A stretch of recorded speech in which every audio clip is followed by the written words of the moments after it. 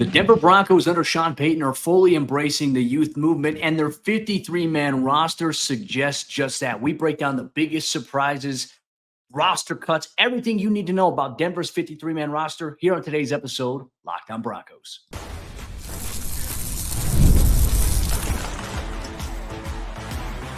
You are Locked On Broncos, your daily Denver Broncos podcast. Part of the Locked On Podcast Network, your team every day. What's happening, Broncos Country? Welcome into another episode, Locked On Broncos, your daily Denver Broncos podcast, part of the Locked On Podcast Network, your team every day. I'm your host, as always, Cody Roark, Broncos reporter for Mile High Sports, joined as always by Sayre Bedinger, site expert over there at predominantlyorange.com. Thank you once again to everyone in Broncos Country, all the everydayers out there who make us your first listen.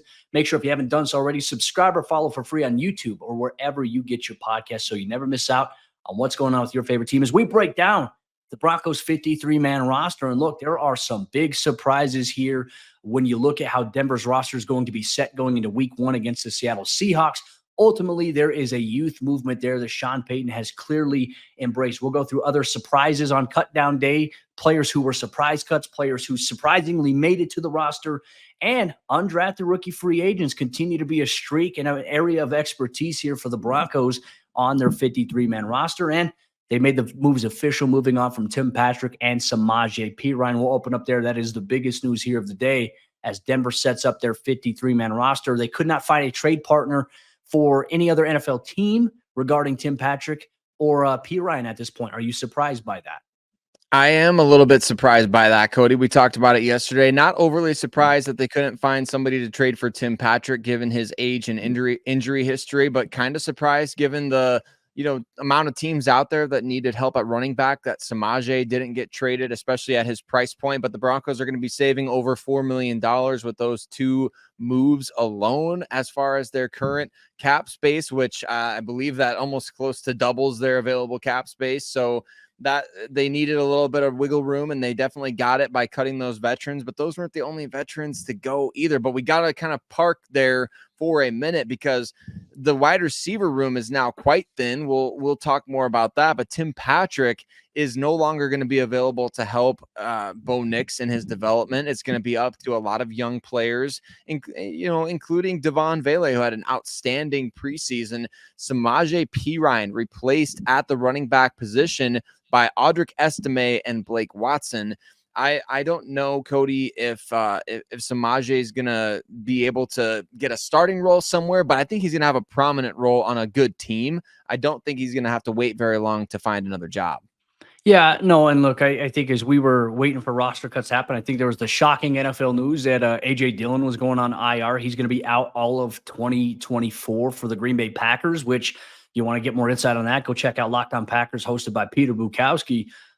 Definitely, though, like this is the full embracement of the youth movement here. Like you're seeing these veteran guys. We talked about Samaje, talked about Tim, but then it's like, okay, now you go through some other guys here. Veteran fullback Michael Burton released. That was a little bit of a surprise, I think, on our end, because as late as it got towards the roster cut down window, we're like, all right, like looking at the back end of this roster, you think a couple of the undrafted rookie free agents were going to get cut. No, it was Michael Burton, and it was also veteran little Jordan Humphrey. But our good friend Mike Klis puts out that the Broncos are confident because they don't have to go through waivers. The Broncos are confident they'll re-sign them, and they'll play a lot on Sundays, which, I mean, that is going to be the case here. I think this is a procedural move in a sense to where, hey, they're going to bring them back in some capacity. And look, don't forget this as well. For the next week and a half, this 53-man roster is going to change a little bit here and there on the back end. It could very well include those guys. So a lot of moving pieces here, but really I'd say the veterans that got cut, that was definitely the biggest surprise for me. We knew the Tim Patrick one was coming. We knew the Perine one was coming. I was surprised about Burton, but then again, like it wouldn't have shocked me if that were, something they did earlier. But it means that, hey, Nate Adkins has a spot on this roster here at that fullback tight end position. We'll see if Burton re-signs back to the practice squad. But let's go to the little Jordan Humphrey one here. This was a little bit of a surprise because Denver earlier on roster cutdown day, they made waves by getting rid of Michael Bandy, David Sills, who was in the mix, Brandon Johnson, Jalen Virgil. So at that point, we're like, okay, like the idea, like the reading out there and the vibe was that Denver's going to keep 6 wide receivers. So in our opinion, it's like, oh, well, that means that it's going to be Lil Jordan Humphrey because of the other guys that they released. Come to find out, Lil Jordan Humphrey ended up being probably one of the bigger surprises when we got the official notice, probably like 45 minutes after roster cut downs were official. I didn't even notice it as we were kind of looking over the Broncos official release together, and I missed his name completely on there because I kind of just assumed he had made the team. So Lil Jordan, I think for all intents and purposes, Cody did make the team, right? He's going to be playing week 1 against Seattle more likely than not. So the Broncos, as we've mentioned on this show before, by the way, that's one of the most popular tweets at roster cutdown time. If you've been listening to our show for any amount of time, you would have already heard, or if you've been reading for any amount of time, you would have already read.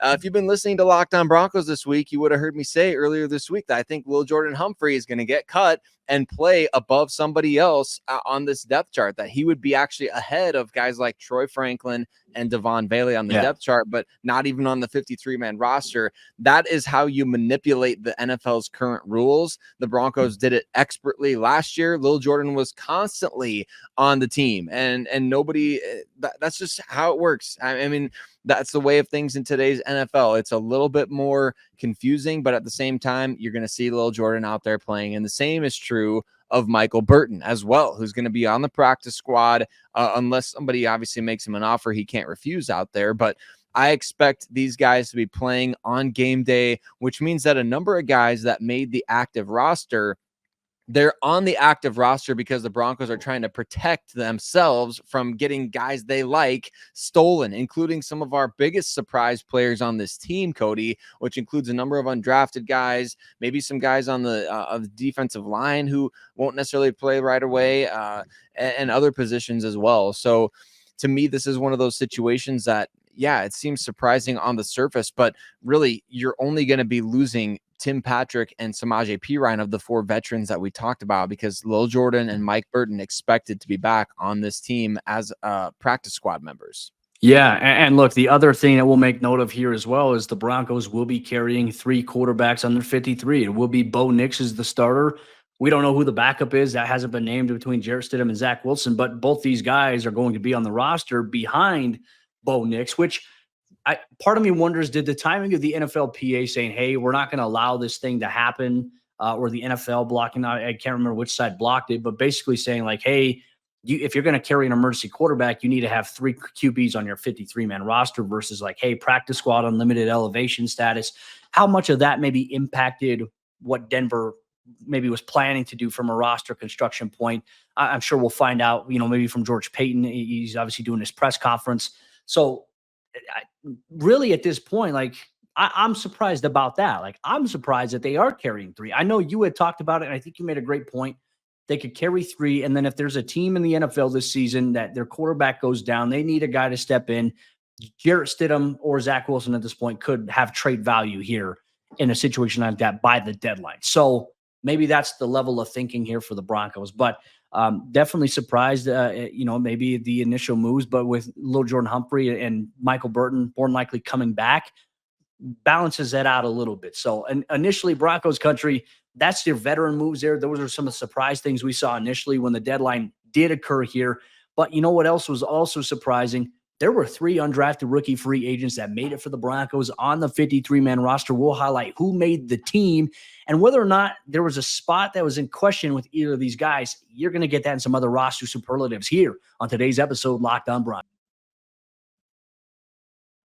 Today's episode of Locked On Broncos is brought to you by Game Time. There's nothing quite as electric as being in the stadium, watching your favorite team play or watching your favorite artist do their thing, and you want to make memories. You can make them a lot easier by utilizing the Game Time app and their brand new feature called Game Time Picks, which makes getting tickets for your favorite live events even easier than before. Game Time Picks, it filters out all the fluff to show you only the incredible deals on great seats so that you don't have to waste time searching through thousands of tickets. And speaking of great deals on great seats, Game Time has an offer, 50% off Labor Day for Diamondbacks Dodgers. Check that out in the Game Time app. But it's super easy to use. Just pick an upcoming live event that you're interested in going to, and you can do things like my favorite feature, which is picking out your seat and actually looking at the venue from that seat before you even purchase a ticket. So take the guesswork out of buying tickets with Game Time. Download the Game Time app, Create an account and use code LOCKEDONNFL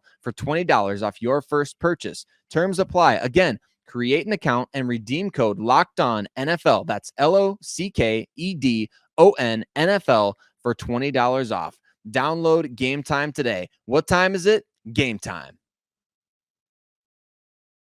We know some of the biggest names that didn't make the Denver Broncos 53-man roster, but what about some of the surprising players who did make the team? Cody and I are going to break down exactly that, including a number of undrafted free agents making the Broncos once again and extending the legacy of undrafted players making this final roster. We're going to talk about that on today's episode, Locked On Broncos, but want to say thank you to every single one of you out there who makes Locked On Broncos your first listen of the day. We appreciate you so much. You know your boys, Cody and Sayre, will be here for you every step of the way as the Denver Broncos go through roster cuts and now getting into the regular season. And for your second listen, go ahead, check out Locked On NFL for all the other goings on. No big trades were made, really. There's a handful of small moves out there, but check out what their thoughts are on the cut day as it pertains to all of the other teams around the NFL. Cody, let's talk about undrafted players making this Denver Broncos roster. This is a long-standing tradition. The Broncos obviously have ridiculous success bringing in undrafted talent through the years, whether you're talking Rod Smith, Chris Harris Jr., Philip Lindsay being the first ever running back to make it as a rookie in the Pro Bowl at the running back position. A long history of players as undrafted guys. Sean Payton as well. Always unearthing gems after the NFL draft. The Broncos had three undrafted players make this final 53-man roster. Very interested. I think we saw one of them coming, but maybe not two of these guys. We were kind of taken aback by a couple of inclusions here. Yeah, look, I think when you look at it, Frank Crum, definitely like when we were talking about biggest surprises in the prior segment, Frank Crum, in my opinion, the biggest surprise, I think, to make the roster here for the Broncos. And Sayre, I'm a little puzzled by this one. And look, nothing against Frank Crum at all. Frank is a very, very nice person. I think he's a developing football player. He still has a ways to go. And just based on watching in the preseason, I thought to myself, I was like, I don't see how Frank's going to make the team. Like, I didn't see anything out there that says, hey, he's going to make it. So internally, behind the scenes, the Broncos must see or know something that none of us have seen or know at this point, which 9 times out of 10, they usually do. To me, it just felt like the most interesting move, considering you're adding 9 offensive linemen in total, which not very common, I don't think. I think 8 is the most common that Sean Payton would normally go with. 9? That's a little confusing. And the fact that, nothing against it, but the fact that it was Frank Crum at offensive tackle, he looked a little rough there in the preseason, and he played a lot at that right tackle spot. I didn't see enough to say, like, hey, this is a guy that, hey, he's going to make the 53-man roster. I don't know what the thinking was on here. I mean, were you surprised by this one? I was, after what we saw in the preseason, Cody. I mean, I wouldn't have been surprised at the beginning of the preseason if somebody had said, hey, Frank Crum's going to make the roster. I would say, well, yeah, that makes sense. The Broncos gave him a huge bonus coming out of Wyoming. They basically valued him as a 6th-round draft pick in terms of the guaranteed money that he got. But I mean, I guess you have to have opportunities to stash guys. This is a stash situation to me. I know Mike Kliss had tweeted out earlier today, Cody, that Frank Crum improved in the second half of training camp. And so he's hearing that directly from the team, which does matter, but he definitely took some lumps in the preseason. Let's put it that way. So, and Frank is getting a roster spot, quite frankly, no pun intended. I mean, we're pushing Tim Patrick off the roster right now. So, I mean, you could easily look at things like that, and fans will find any way to do that. And so I think it's a valid point to make, but I'm excited that the Broncos have this vision in place of these young players coming through and getting a chance, getting an opportunity to grow, to develop. I like that they're backing their investment in a guy like Frank Crum, even at the expense of some other guys, some veteran names. How about Blake Watson making this roster, Cody, over Samaje Perine, over Tyler Beatty? I loved your idea about his involvement in special teams. Hadn't even really thought about that because we didn't see a ton of kickoff return opportunities in the preseason for the Broncos, but I love the idea of Watson being involved there as well as offensively. Yeah, and look, I don't know how much of an offensive look he's going to get this season, but the fact that he's on the 53-man roster, he's a guy who early on in OTAs was constantly volunteering to go in on special teams, whether that's at gunner, whether that's at jammer. He'll play a lot of special teams in that aspect. But I also think he will be the returner opposite of Marvin Mims in the NFL's new kickoff return style rule, especially without there being another wide receiver that's, capable of returning in a way that Marvin is. Blake is big. He's explosive. And the number one thing he's going to have to work on is ball security, right? Maintaining the fact that he's got to protect the football, put the ball on the ground a few too many times during training camp practices, did it twice in one game against the Colts. And you just can't have that. You can't bobble that. The ball can't hit the ground there. That's going to be an area he has to work on. But certainly you can see like, hey, if he can do that, I guarantee you special teams wise, Sayre, you're going to see an impact from him, I think right away, maybe early on, unless they have somebody else planning to return potentially some kicks with him. It could be maybe Tremont Smith next to Marvin Mims to start the season.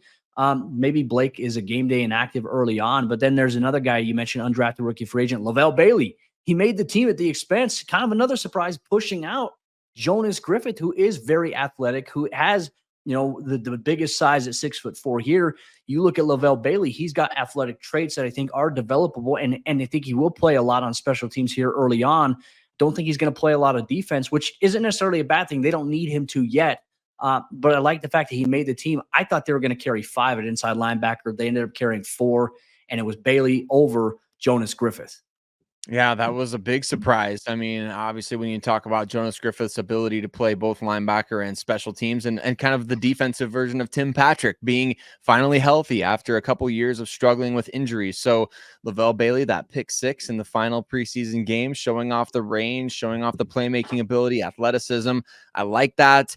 I don't know that there was any other real big surprises to make the roster. I'm sure all the listeners are going to be wondering, Keidron Smith, did he make the team? He did make the team, which is exciting. I think you and I, maybe the biggest surprise for us was the inclusion of just 4 edge players, as opposed to both Dondre Tillman and Thomas Incoom didn't make the team. The Broncos kept Jordan Jackson and Ioma Uwazurike on the defensive line after cutting veteran Angelo Blackson there. So they do have 10 guys on that defensive front, but there weren't really any other surprises on this roster other than, I think we touched on the undrafted guys, especially Frank Crum, maybe even more so Blake Watson because of his time injured this offseason. It's not surprising that this team kept 3 quarterbacks. Did anything stand out to you as being a big surprise on this final 53-man roster?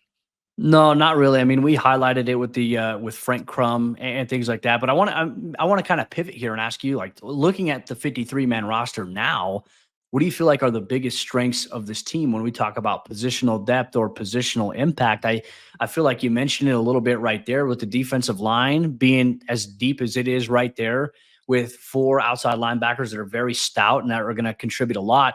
I think that could be a very good strength of the team. And even Vance Joseph mentioned that he believes that their pass rush depth is going to be the strength of the defensive side of the ball this year.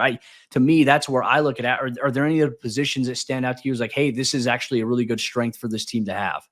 Well, I think the Broncos have great depth on the defensive line and off the edge, like you just mentioned. I think that's going to be one of the most dramatic transformations on the entire roster this coming season. When you talk about additions like John Franklin Myers, Malcolm Roach, Jonah Ellis, you've got a healthy Baron Browning, Jonathan Cooper also in a contract year, along with Browning.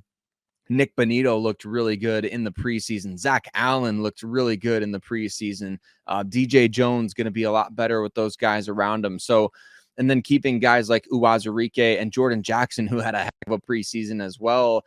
It's an upgraded unit substantially on that defensive front, which was desperately needed for the Broncos. And so you upgrade in the defensive trenches. You and I talked about this before the offseason even started. If the Broncos get more stable quarterback play and if they upgrade in the trenches defensively, it significantly raises the floor of this entire team for this season. Now, does that mean they're going to be able to build off the 8 wins? The NFL is too unpredictable for us to know that for sure. I think you and I both believe they can absolutely do that with those 2 areas improved. But at the same time, it's going to require, as it always does with every team, it's going to require a little bit of luck. You got to stay healthy. You got to finish in 1-score games, things like that. But on paper, Cody, I think the Broncos look pretty darn good compared to what people have been saying this offseason. This is a good looking roster, in my opinion.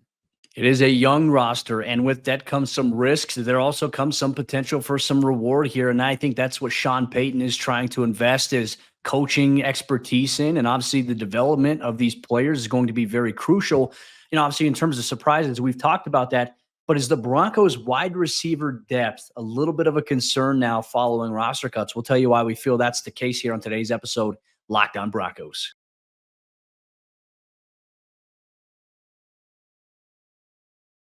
As we jump to the fourth quarter action on today's episode, Locked On Broncos, Denver's wide receiver depth is a little thin considering they're only carrying 5 players where they surplused at other positions. Could this come back to bite them in the tail a little bit later on down the season? We'll dive deeper into that here on today's episode of the show. Real quick, thanks to all the everydayers and first listeners out there in Broncos Country for making us your first listen. We appreciate you so much. Sayre, my friend, really kind of opening things up here. Denver's wide receiver depth, we talked about it all throughout training camp in the preseason. Hey, this is a loaded room, right? You have some veteran players that are proven. You have some young names that aren't fully proven yet, but have potential. Well, now that list is really dwindled down to 5 total players. We know little Jordan Humphrey's anticipated to come back on the practice squad here, but you go with 5 players. We know it's Cortland. We know it's Josh Reynolds, Marvin Mims, it's Devon Vele, and Troy Franklin, the 2 rookies. That really rounds out the room right here. To me, I was a little surprised. I felt like they were going to keep 6 or 7. To me, I am a little concerned here, especially if Marvin isn't taking the step that the team wants him to take right away. Like, how does that impact your wide receiver rotation? That's where I think I'm monitoring the 5 as being a little bit concerned here. Yeah, I think so too. And it's going to be really important who this team puts on the practice squad once again, just like a year ago at this time, right? I mean, we were all kind of like, hey, the Broncos, they kind of need to add some wide receiver depth. And so they went out and they got David Sills, they got Philip Dorsett, they got a number of other guys on the practice squad, and they upgraded the depth that way. So they're going to have to manipulate the roster rules in that way. I know that they're not the most exciting names potentially, Cody, but you see guys come across like, the Chiefs cut Justin Ross, Kadarius Toney, players like that. Like, that's what's going to be available right now. That's what's going to be out there. And for the Broncos to be able to kind of supplement the depth. So, and I'm not opposed. I mean, the higher the former draft pick, the more I'm on board for the idea of giving him a shot. I wouldn't be opposed to the idea of Kadarius Toney. I know he gets clowned a lot, but I like Sean Payton and his staff with these players. Man, I'm telling you, I would love to see just that option and get a Chiefs player, bring him in and see if you can't make him into something better than even they could. So I don't hate that idea, but you can get creative if you're a listener of the show and you're like, hey, I liked this guy that was cut by this team as a potential option. I mean, you could fill in the blank there is basically what I'm trying to say with getting creative, but I'm with you, Cody. The Broncos have to supplement their depth at receiver because the 5 guys that they have, we're not fully expecting Troy Franklin to play a ton. So that's 4 guys plus Lil Jordan Humphrey, I guess, bringing up the rear on that. And we assume the Broncos will bring back guys like Michael Bandy and, David Sills potentially, but they're going to have to bring in some other bodies to get me at least excited about the depth of this position. I know that it's tough, but Brandon Johnson's got to be gone. I mean, somebody's going to pick him up. Yeah. Yeah, and look, we could be surprised, and a lot of these guys signed back, but you make a great point. The one thing I'll say about Kadarius Toney, I just don't know if he's going to be a good locker room fit for what the Broncos have going in terms of their culture. I mean, there have been some questions about Kadarius, and in terms of him going after the media, going after there have been some concerns about that in terms of the teammate status. So, and look, I think you look at the Chiefs, for them to move on from him, that usually is like he's a talented player, as you mentioned. To me, that's a sign of maybe something else. And I don't know, maybe some character concerns. Who knows? We'll see. I just don't think that it's going to be in the cards here for what Denver has from a locker room culture standpoint here. What about the offensive line? Like you and I were talking about a little bit earlier when we talked about Frank Crum making the team. Do they carry too many offensive linemen here at this point? And what's the need for that? Look, I think Quinn Bailey's injury threw a wrench in a lot of the plans potentially here, right? As that jumbo guy. But you keep Matt Parrott. You keep Frank Crum. You also have Alex Palczewski, who Sean Payton has already designated as, hey, he's more of a right tackle. Like, that's where he looks comfortable. That's where he's going to have success. To me, I felt like they probably kept a little bit too many offensive linemen at this point. Like, I still didn't see the necessity for them to carry Crum. It's gonna have to be their vision. That's what it's all about, right? Sean Payton's buzzword is vision, vision, vision, and that's what I think he's gonna be talking about when it comes to guys like Alex Palczewski, Frank Crum, maybe even Parrott as a former third-round pick. You know, somebody that they see the vision for him potentially being a valuable swing tackle.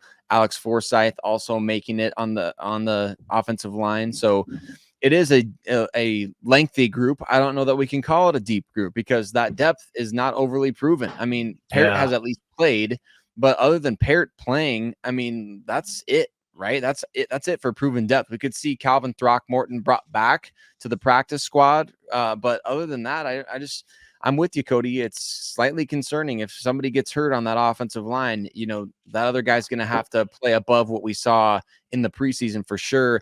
The other spot that really concerns me is obviously safety.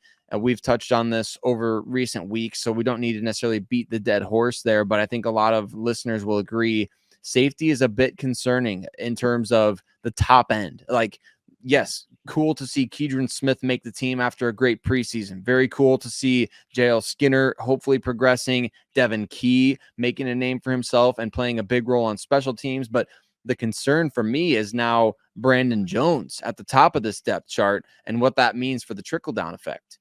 Yeah, I mean, with him dealing with the hamstring injury that popped up initially during OTAs, trickled into training camp, held him out of action for pretty much all of training camp, and he didn't play in a preseason game. We don't know where Brandon is at just yet from a comfortability standpoint, scheme standpoint. Like Vance Joseph expressed it, which I think created a little bit more concern when Vance Joseph says, like, yeah, it's a concern. Like, Brandon's a new guy. It's a new system, new scheme, new language, new terminology, and he hasn't been able to play it. He said being on the field and playing in the game is a lot different than, being on the sideline or learning it in the classroom. Like, that stuff is important, but playing it on the field is important. And so if this is a hamstring injury that somehow lingers into the regular season, right? Or it's, let's say he's ready week 1 against Seattle, but then it pulls up again. Like, now it's a huge concern because it's not like, okay, hey, Denver's got young guys, which we're excited about with Key, Skinner, Keidron Smith. But to the point you made on the offensive line, in terms of depth, the safety depth is also widely unproven. And that, to me, I think is where it's like, hey, you understand you had to release Justin Simmons in the offseason because of the Russell Wilson thing. Justin ends up signing for $8 million with the Atlanta Falcons. Would he have came back to Denver? Probably, right?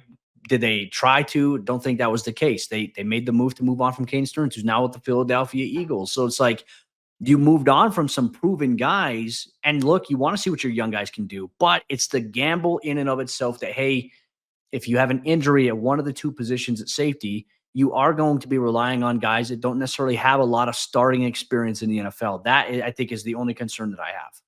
Yeah, exactly. And that's kind of a concern generally around this roster, right? I think that a lot of fans had going into the offseason.